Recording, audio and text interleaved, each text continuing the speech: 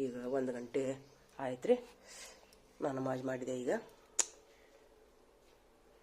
ನನ್ನ ಮಗ ಎಬ್ಬಿಸ್ತೀನಿ. ಎಲ್ಲ ಅಡುಗೆ ಆಯಿತು. ಏನು ಮಾಡಿ ನಾನು ಇವತ್ತು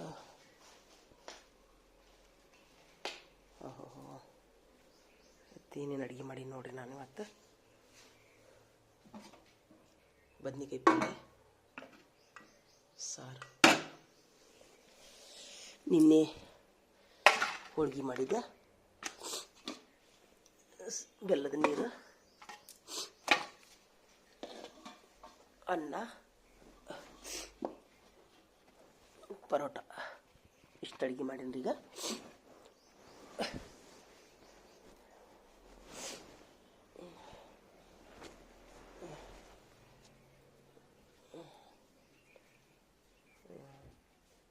ಇವನು ಇಲ್ಲಿ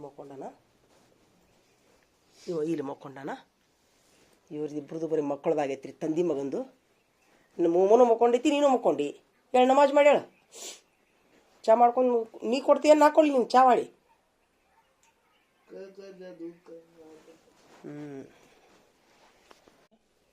ಬಾಯ್ ಬಾಯ್ ಬಾಯ್ ಚಪ್ ನಡಿ ನಡಿ.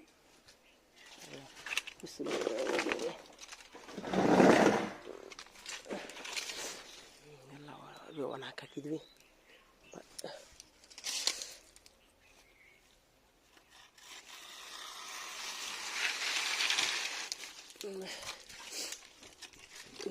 ಜೋಳದ ಹಿಟ್ಟೆಲ್ಲ ಆಗೈತ್ರಿ. ಹೀಗಾಗಿ ಜೋಳದ ನುಸಿ ಆಗೈತಿ.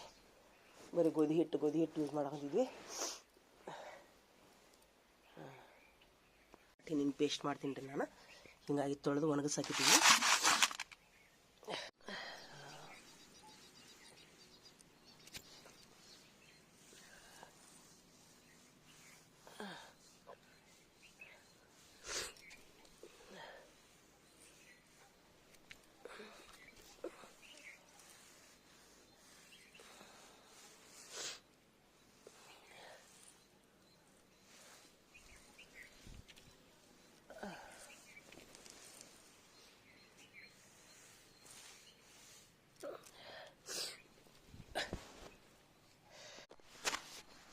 ಎಲ್ಲ ಕೆಲಸ ಈಗ ಮುಗೀತು ನೋಡ್ರಿ. ಜೋಳ ತುಂಬ ಇದಾಗಿದ್ದವು. ಸ್ವಲ್ಪ ನುಸಿಯಾಗಿ ತೊಳೆದು ಹಾಕಿನ ಅವನ್ನ. ಸ್ವಲ್ಪ ಒಣಗಿದ ಮೇಲೆ ಜೋಳದ ಹಿಟ್ಟು ಹಾಕಿಸ್ಕೊಂಬರ್ಬೇಕು. ಸಂಡೇ ನೋಡ್ರಿ. ಒಟ್ಟು ಅಂದರೆ ಈಗ ಟೈಮ್ 3 ಗಂಟೆ ಆಯ್ತು. ಈಗ ಖಾಲಿಯಾಗಿ ನಾನು ಕೆಲಸ ಮಾಡಿ ಸ್ವಲ್ಪ ಮಲ್ಕೋಬೇಕಂದ್ರೆ ಇದು ಹಾಸಿಗೆ ಏನು ಮಾಡೋದು. ಈಗ ಹಂದಿ ಬರ್ತಾವಲ್ಲಿ ರೌಂಡಾಗಿ. ಹಿಂಗಾಗಿ ಕಾಯ್ಕೊತ್ಕೊತೀನಿ. 1 ವಾರ ಆಗಿತ್ತು ಹಿಟ್ಟು ಖಾಲಿಯಾಗಿ. ಬರೀ ಗೋಧಿ ಹಿಟ್ಟು ಚಪಾತಿ ತಿಂದು ಸಾಕಾಗೈತಿ. ಸ್ವಲ್ಪ ಮಲ್ಕೋಬೇಕಂತಂದ್ರೆ ಈಗ ಮತ್ತು ಅವನ್ನ ಜೋಳ ಒಣಗಿಸಿ ಒಳಗಿಟ್ಟು ಆಮೇಲೆ ಮಲ್ಕೋತೀನಿ ರೀ ನಾನು. ಏನು ಮಾಡೋದು, ಮಲ್ಕೋಬೇಕಂತ ಎಲ್ಲ ಬೇಜಾರಾಗಿತ್ತು ಖರೆ. ಆದ್ರೆ ಮತ್ತು ಜೋಳದ ಹಿಟ್ಟು ಇಲ್ಲ ಅಂತೇಳಿ ಜೋಳ ಒಣಗಿದ ಮೇಲೆ ಮತ್ತು ಈಗ ಬಿಸಿಲು ಇಲ್ಲಿಷ್ಟೇ ಬರ್ತೈತೆ ರೀ. ಮತ್ತು ಬೇರೆ ಎಲ್ಲಿ ಬರಲ್ಲ ನೋಡ್ರಿ. ನಮ್ಮೆಲ್ಲ ದನ ಆಡು ಎಲ್ಲ ನಮ್ಮ ದಡ್ಡಿ ಹಂಗೆ ಕಿಡಿಯವು. ಯಾವುದು ಅಂದರೆ ಎಷ್ಟು ರೊಕ್ಕ ಖರ್ಚು ಮಾಡಿದ್ರು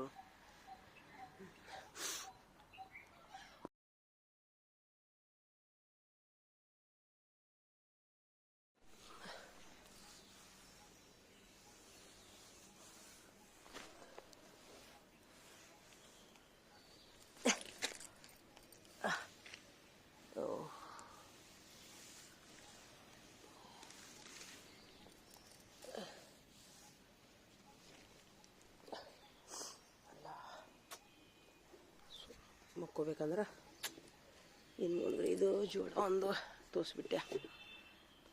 ಮಕ್ಕೋಬೇಕಂದ್ರೆ ಆಗವಲ್ದು. ಸೂತಿ ನೋಡ್ರಿ. ಇವತ್ತು ಮಲ್ಕೋಬೇಕಂದ್ರೆ ಜೋಳ ಹಸು ಮಾಡೀನಿ. ಇಲ್ಲಿ ನೋಡಿದ್ರೆ ಹಾಸಿಗೆ ರೆಡಿ ಐತಿ. ಓಹೋ ಹೋಗಿ ಪಟಕ್ಕನ ಮಕ್ಕೋಬೇಕು ಅನ್ಸತೈತಿ. ಆದರೆ ಟೈಮ್ ಎಷ್ಟು ಗಂಟೆ ಆಗೈತಿ? ಈಗ 3 ಗಂಟೆ ಆಗೈತಿ. ಆಲ್ರೆಡಿ ಸಂಡೇ 3 ಗಂಟೆ ಆಯ್ತು. ಅನ್ನಾದರೂ ಮಲ್ಕೊಳಕ್ಕೆ ಟೈಮ್ ಸಿಕ್ಕಿಲ್ಲ ನನಗೆ. 2 ಗಂಟೆವರೆಗೂ ಕೆಲಸ, ಅಡುಗೆ, ಬಾಂಡೆ ಎಲ್ಲ. ಈಗ ನೋಡಿದ್ರೆ ಮತ್ತೀಗ ಜೋಳ. ಒಂದೇ ಒಂದು ಸಂಡೇ ರೆಸ್ಟ್ಲೆಸ್ ಸಂಡೇ ಆಗಿಬಿಡ್ತೈತೆ ನೋಡ್ರಿ. ಇವತ್ತು ಮಕ್ಕೋಬೇಕಂತ ಆಸೆ ಐತಿ ಖರೆ. ಜೋಳ ಒಂದು ತಿಂಗಳಾಗೈತಿ ಹಿಟ್ಟು ಖಾಲಿಯಾಗಿ, ಹಿಂಗಾಗಿ ಅವು ಹಂದಿ ಬರ್ತಾವಂತೇಳಿ ಕುಂದ್ರದ್ರಿ ಈಗ. ಅದು ನೋಡ್ಬೇಕು ಹೆಂಗೆ. ಅಯ್ಯೋ ಅಲ್ಲ, ಅಯ್ಯೋ ಅಯ್ಯೋ ಅಯ್ಯೋ ಅಯ್ಯೋ ಅಯ್ಯೋ. ನಮ್ಮ ನಾಯಿ ನೋಡಿ ಎಲ್ಲೇ ಬೇಕಲ್ಲಿ ಉಳ್ಳಾಡಿ ಬರ್ತೈತಿ ಇದು ನಾಯಿ.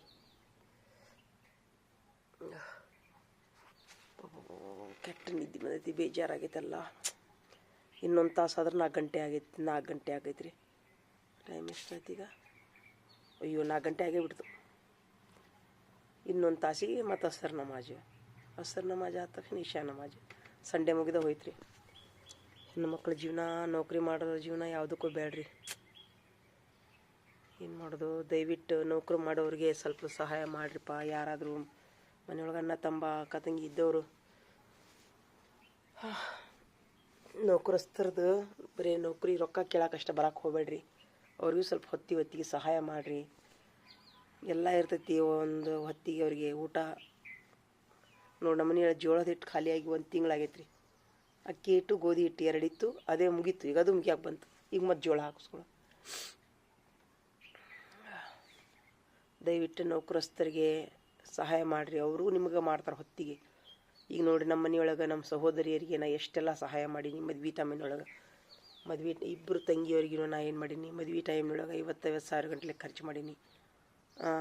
ನಮ್ಮ ತಮ್ಮರಿಗೆ ಎಲ್ಲ ಮಾಡೀನಿ. ಆದರೆ ಗಂಡು ಮಕ್ಳು ಏನು ಮಾಡ್ತಾರೆ, ಅದರ ತಂಗಿಯವರಾದವರು ಸ್ವಲ್ಪ ಬಂದು ನಮಗೆ ಏನರ ಸ್ವಲ್ಪ ಜೋಳ ಹಸಿ ಮಾಡಿ, ಸ್ವಲ್ಪ ಏನರ ಮಾಡಂತಂದ್ರೆ ಇಷ್ಟು ಫೋನ್ ಹಚ್ಚಿದ್ರು ಸಹಿತ ಬರಂಗಿಲ್ಲ ರೀ. ಸ್ವಲ್ಪ ಈಗ ಮತ್ತು ಈಗ ಫ್ರೀ ಆಗ್ಯಾವಲ್ರಿ. ಹೀಗಾಗಿ ಯಾರಿಗೂ ಅಕ್ಕ ತಂಗಿ ಸಂಬಂಧಿಕರ ಅವಶ್ಯಕತೆ ಇಲ್ಲ ಅಂತ ಅನ್ಸಾತೈತ್ರಿ ನಮ್ಗೆ. ಯಾಕಂದ್ರೆ ನಾವೆಲ್ಲ ಸಣ್ಣವರಿದ್ದಾಗ ಎಷ್ಟು ನಾವು ನಮ್ಮ ಚಿಗವಾರ ಮಕ್ಕಳಿಗೆ ನಾವೆಲ್ಲ 1 to 10th ಬರೋದ್ರೊಳಗೆ ಅಂದ್ರೆ ನಮ್ಮ ತಾಯಿಯವ್ರ ಜೋಡಿ ಎಷ್ಟು ಚಿಕ್ಕಮಾರು 4 ಮಂದಿ ಚಿಕ್ಕಮಾರು. ನಮಗೆ 4 ಮಂದಿ ಮನೆಗೆ ನಾವು ವಾರದಾಗೊಮ್ಮೆ, ತಿಂಗಳಿಗೊಮ್ಮೆ, ಒಂದು ವಾರ ಒಬ್ಬರ ಮನೆಗೆ, ಇನ್ನೊಂದು ಒಬ್ಬರ ಮನೆಗೆ ನಮ್ಮ ಅವ್ವಾರ ಜೋಡಿ ಹೋಗ್ತಾ ಇದ್ವಿ ನಾವು ಸಣ್ಣವರಿದ್ದಾಗ. ಅವ್ರ ಮನೇಲಿ ವಸ್ತಿ ಇರ್ತಿದ್ವಿ. ಆದರೆ ಈಗೇನು ಒಟ್ಟು ಸಂಬಂಧಿಕರ ಅನ್ನೋದು ಪ್ರೀತಿ ಹೋಗ್ಬಿಟ್ಟೈತ್ರಿ. ಯಾಕೆ ಏನೋ ಗೊತ್ತಿಲ್ಲ. ಫೋನ್ ಹಚ್ಚಕ್ಕೆ ಸಹಿತ ಮನಸ್ಸಿಲ್ಲ ಅವ್ರಿಗೆ ಯಾರಿಗೂ, ಒಬ್ರಿಗೊಬ್ರಿಗೆ. ನಮ್ಮ ಮನ್ಯಾಗ ಅಷ್ಟ ಐತೋ ಏನು ಎಲ್ಲರ ಮನ್ಯಾಗ ಹೋಯ್ತೋ ಗೊತ್ತಿಲ್ಲ. ಯಾಕಂತಂದ್ರೆ ಈಗ ನೋಡ್ರಿ ಒಂದಕ್ಕೊಂದು ಅಂದ್ರೆ ಅದರ ಅರ್ಥ ಏನು, ಸಾಯು ಮಠ ನಮ್ಗೆ ಯಾರ ಅವಶ್ಯಕತೆ ಇಲ್ಲ ಅನ್ನುವಂಥ ಭಾವನೆ ಬಂದೈತೆ ಅನಿಸುತ್ತೆ ಎಲ್ಲರಿಗೂ. ಸಾಯು ಮಠ ನಮಗೇನು ಎಲ್ಲ ಫ್ರೀ ಐತಿ, ಅಕ್ಕಿ ಗೋಧಿ ರೊಕ್ಕ ಬರ್ತಾವೆ, ಯಾರ್ದೇನು ಮುಲಾಜು ಅನ್ನುವಂಥ ಭಾವನೆ ಬಂದೈತೋ ಗೊತ್ತಿಲ್ಲ. ಹಂಗನ್ನೋಕ್ಕಿಂತರೂ ಏನೋ ಕರಡೆಲ್ಲ ಹೋಗ್ಬಿಟ್ಟೈತಿ. ಮತ್ತೇನ್ರಿ ಎಲ್ಲ ಸಹಾಯ ಮಾಡಿಸ್ಕೊಂಡಿದ್ದು ನೆನಪು ಹಾರಿಬಿಡ್ತಾರೆ ರೀ ಈಗ. ನಾವು ಒಂದಲ್ಲ ಎರಡಲ್ಲ, ನನ್ನ ಸಹೋದರಿಯರಿಗೆ, 2 ಸಹೋದರಿಯರಿಗೆ ನಾನು ಒಂದೊಂದು ಮದುವೆ ಒಳಗೆ 50,000 ಗಂಟಲೆ ಖರ್ಚು ಮಾಡೀನಿ ರೀ. ಅವ್ರಿಗೆ ತಾಳಿ ನಾನೇ ಬೀಗ್ತನ ಮಾಡ್ಸೀನಿ. ಮದುವೆ ಟೈಮ್ನೊಳಗೆ ಗಂಡನ ಕಡೆಯವ್ರಿಗೆ ಕೊಡುವಂಥ ಹಣ 40 ವರದಕ್ಷಿಣೆ 35,000 ಹಣ ನಾನು ನಮ್ಮ ಯಜಮಾನ್ರಿಗೆ ತುಡುಗಿಲೆ 5,000 ತೆಗೆದಿಟ್ಟಂಥ ಹಣ ನಮ್ಮವರಿಗೆ ವರದಕ್ಷಿಣೆ ಕೊಡೋಕೆ ಅವಾಗ ಅವ್ರಿಗೆ ಆಗಿದ್ದಿಲ್ಲ. ನಾನು ನೌಕರಿ ಮಾಡಿ ಅಂತೇಳಿ ನಮ್ಮ ತಂದೆಯವರು ಕೊಡ್ಸೇರಿ ನಮಗೆ ನೌಕರಿನೆಲ್ಲ. ಆದ್ರೆ ನಮ್ಮ ಯಜಮಾನ್ರ ತುಡುಗಿಲೆ ನಾನು ತೆಗೆದಿಟ್ಟಿದ್ದು 5,000 ರೂಪಾಯಿ, ಅವ್ರಿಗೆ 35,000 ರೂಪಾಯಿ ಕೊಟ್ಟೆ ನಾನು ಅವಾಗ. ಈಗ ನಮ್ಮ ಟೈಮಿಗೆ ಸ್ವಲ್ಪ ಆಗಂಗಿಲ್ಲ, ಅವ್ರು ಬಂದು ಸಹಾಯ ಮಾಡೋಂಗಿಲ್ಲ. ಏನು ಮಾಡೋದು? 1 ತಿಂಗಳಾಗೈತಿ ನನಗೆ ಹಿಟ್ಟಾಗಿ. ಹೇಳಿದೆ ನಾ ಫೋನ್ ಹಚ್ಚಿ, ಸ್ವಲ್ಪ ಕೆಲಸದವ ಬರ್ರಿವಾ ಅಂತ ನಮ್ಮ ಸಹೋದರಿಯರಿಗೆ. ಒಬ್ಬರು ಬರಾಕ್ತಾ ಇರಲಿಲ್ಲ. ನಮ್ಮ ಮಕ್ಕಳು 2 ಗಂಡು ಹುಡುಗರು, ಅವು ನೌಕ್ರಿಗೆ ಹೋಕ್ಕವು. ಅವು ಏನು ಮಾಡ್ತಾವ್ರಿ? ಗಂಡು ಮಕ್ಳು ಏನು ಮಾಡ್ತಾರೆ ಅವರು? ದಯವಿಟ್ಟು ಏನೋ ಗೊತ್ತಿಲ್ಲ, ಈ ಥರ ಯಾಕೆ ಸ್ಥಿತಿ ಐತೆ ಗೊತ್ತಿಲ್ಲ.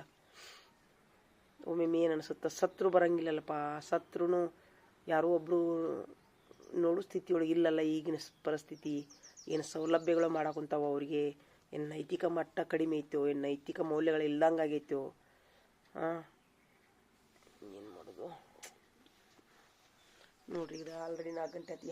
ಹಾಸಿನ 1 ತಾಸು ಆಯ್ತು. ನಾನು ಅಡುಗೆ ಮಾಡಿ ನಮಾಜ್ ಮಾಡಿ ಬಂದು ನಡ ಹೊಡ್ಯಾಕುಂತೈತಿ. ಸ್ವಲ್ಪ ಮಕ್ಕೋಬೇಕಂತ ಅನಿಸುತ್ತೆ. ಮತ್ತು ಇವು ಜೋಳ ತೊಳೆದು ಒಣ ಹಾಕೀನಿ.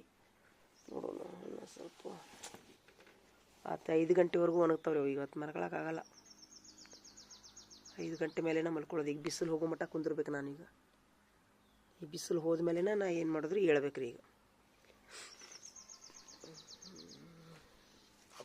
ತಲೆ ತಿರ್ಗಾಗುಂತೈತಿ.